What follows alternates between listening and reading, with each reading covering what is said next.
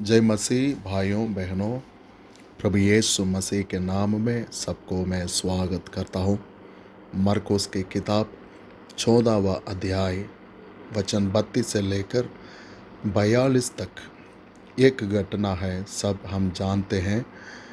गत्समनी में प्रार्थना।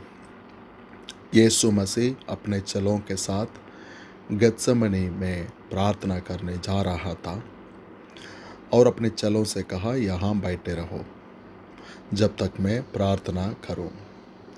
और अपने साथ पतरस और याकूब और यूहन्ना को ले गया और बहुत ही अधीर और व्याकुल होने लगा और उनमें से कहा, मेरा मन बहुत उदास है, यहाँ तक कि मैं मरने पर हूँ। तुम यहाँ ठहरो और जागते रहो। हम सब जानते हैं मेरे भाइयों, यीशु मसीह यहाँ बैठे रहो और जागते रहो बोलकर आज्ञा दी और प्रार्थना करने गया। फिर वापस आते समय ये लोग सो रहे थे।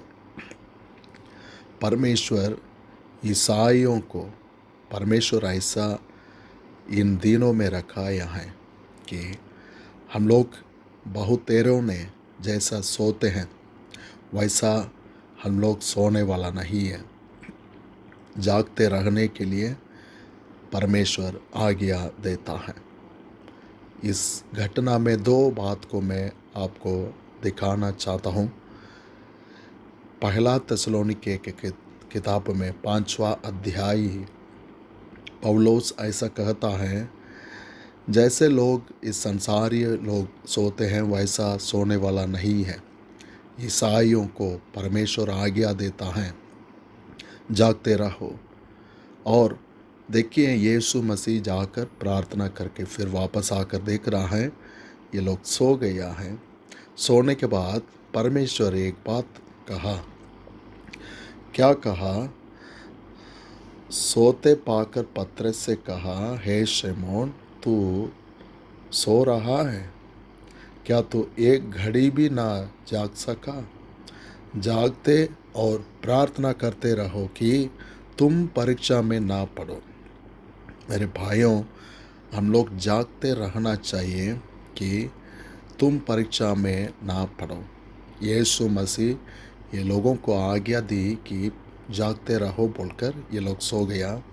फिर वापस आकर यीशु मसीह चिल्लाया नहीं और गुस्सा नहीं किया है, लेकिन अपनी प्रेम में वे लोगों के और अपनी चिंता मामला है और जितने कष्ट को सब्र करने का एक परमेश्वर का तैयारी मन है। यहाँ पर ये लोगों के पास ऐसा आज्ञा दी कि तुम परीक्षा में ना होना चाहिए, क्योंकि लोग नहीं जानते हैं आने वाले समय में क्यों आज रात उसी दिन रात में वे लोगों को क्या होने वाली है, ये लोग नहीं जानते हैं। इसलिए परमेश्वर जागते रहो और प्रार्थना करते रहो ताकि तुम परीक्षा में ना पड़ोगे। हम लोग भी मेरे भाइयों, परमेश्वर अनेक लोग इन दिनों में लॉकडाउन के समय में सोते हैं। आरंभ में कितनी ये कोरोना वायरस के कारण आरंभ में लोग थोड़ा डर रहा था और बहुत खबर किया, लेकिन थोड़ा समय होने के बाद लोगों के मन में ऐसा मामूली बात हो गया है कि ये नया ऑर्डर है, नया लाइफ है, ऐसे ही होगा बोलकर मामूली जीवन में आ चुके हैं। लेकिन ईसाइयों हम जागते रहेंगे हम, ताकि परीक्षा में ना पड़ेंगे, क्योंकि शैतान किसको खाऊं बोलकर गर्जने वाले सिंह की तरह घूमता है। ईसाइयों हम अपने परिवार, हमारी देश, हमारी दोस्तों, हमारी मंडली कलीसिया है, हमारे साथ सेवा करने वालों, हमारे साथ मिलकर आराधना करने वालों के समित हम हमेशा जागते रहें कि समय को हम जानते हैं। हम लोग दिन का लोग हैं, अंधेरे का लोग नहीं है। हम लोग हैं ज्योति का लोग हैं। हम लोग हैं परमेश्वर अलग किया। हम जानते हैं आगे क्या होगा, और इस समय का मतलब रीज़न क्या है हम जानते हैं। अंतिम समय में ऐसा महामारियों आएगा, अंतिम समय में अकाल आएगा, अंतिम समय में एंटी क्रिस्ट को स्वागत करने के लिए पूरी दुनिया तैयारी होगी। ये सब हम जानते हैं। समय को हम जांच कर जान लें, जागते रहें, और दूसरा प्रार्थना करें। प्रार्थना देश के लिए, हमारे परिवार के लिए, हमारी कलीसिया के लिए प्रार्थना करते रहें, ताकि परमेश्वर हमको परीक्षा में से बचाएगा। हम लोग परीक्षा में ना पढ़ने के लिए हमारे लिए प्रार्थना की ज़रूरत है। जैसा अय्यूब अपने दोस्तों के लिए प्रार्थना की, तब परमेश्वर उनके सारे समस्याओं को दूर किया है।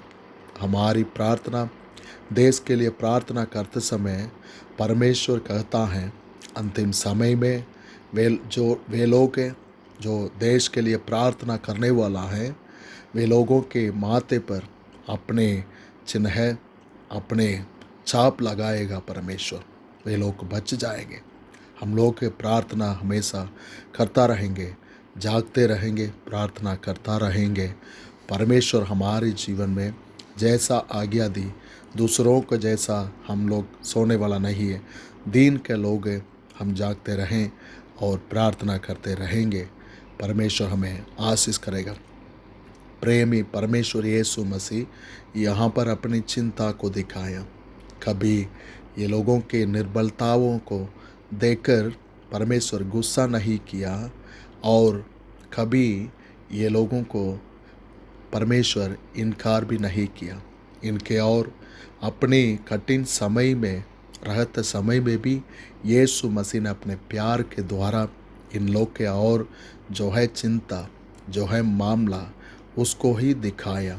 परमेश्वर हमारी निर्बलताओं को जानता है, हमारी शक्ति क्या है, हमारी ताकत क्या है, कहाँ तक हमारी दौड़ है, सब जानता है। लेकिन हम लोग करना ये की है कि जागते रहें, प्रार्थना करते रहें। प्रभु परमेश्वर हम सबको आशीष करेगा। जय मसीह भाइयों, जय मसीह। God bless you.